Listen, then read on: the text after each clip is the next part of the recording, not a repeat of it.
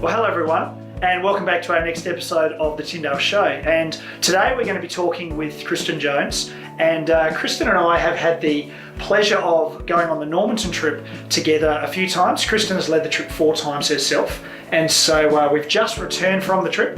And so we thought this would be a great time to have a bit of a chat about our Normanton trip. So Kristen, firstly, Normanton is not a common place that people know where it is. Tell us whereabouts it is. It's situated on, the bottom of the Gulf of Carpentaria, so it's inland Queensland. It's very, the community itself is quite desert, and it's about an hour away from the nearest, from the Gulf. So it's about a 10-hour drive from Cairns. There's a little school that we go and visit there. How do we build that relationship with this school? Initially it was set up because we have a strong relationship with Nambour, and it's their sister school. It's called Gulf Christian College.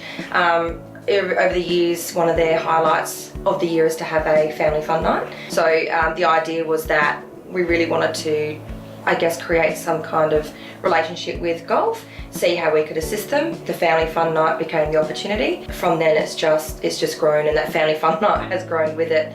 And for the community, it's the second large event for the whole year. So let's talk a little bit about the Normanton community, because it's quite unique compared to what we're used to here. So just give us a little bit of an overview of what the kids could expect going into the community and those sort of things. It's predominantly an Indigenous community. The community itself was a bit of a hub for the area. There's the local hospital there, and there's the state school as well as Gulf Christian College. There's this real sense of the Indigenous culture that still exists, where our kids are able to be exposed to the history richness of the Indigenous culture mixed with what is currently happening since colonisation. There's 2 parts to the trip. We fly to Cairns first, and then we head over to Normanton. So let's talk about the 2 separate parts and what the students experienced and did while they were there. We take Year 9 students. We go to Cairns first for a few reasons. The biggest reason would be so that they are able to bond.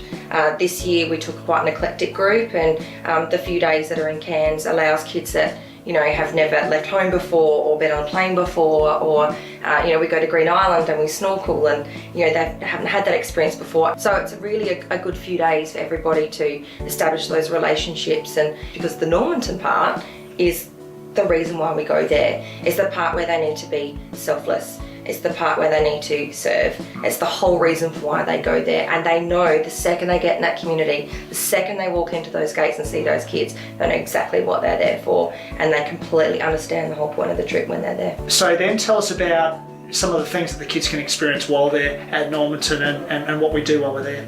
The drive in itself is, it's 10 hours, but like I said, the landscape changes all the time, and there's, the odd goanna or cattle or kangaroo. I've hit a couple of birds in my time.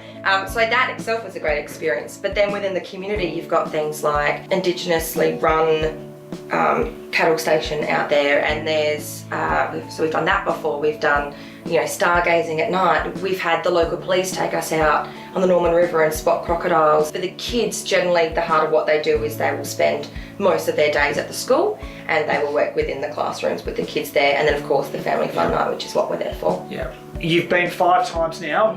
What would you say is some of the key things then the kids take away, or the impact that it has on the kids? A lot of parents will say that their kids have become a lot more appreciative, and they've become a lot more independent. We've got a current Year 12 student who wants to become a teacher and go back just to teach up in that community. A lot of kids will grow in confidence.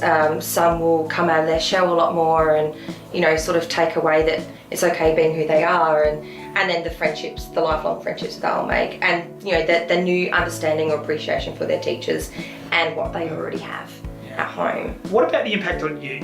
Over a number of years, has it impacted you? Has it changed your thinking? Well, the biggest surprise it's had on my life is that it wasn't something I necessarily chased after. I really wanted a new opportunity. I really wanted to challenge myself, but I absolutely believe it was a calling. I'm not the type of person who loves camping or would willingly go out to the desert for any other reason. My understanding of the Indigenous community, even though I'm a history teacher as it is, has absolutely developed and changed over the year, and there's a lot more of a deeper understanding that I have. Every time I've gone, the experience has always been completely different. It's never been predictable.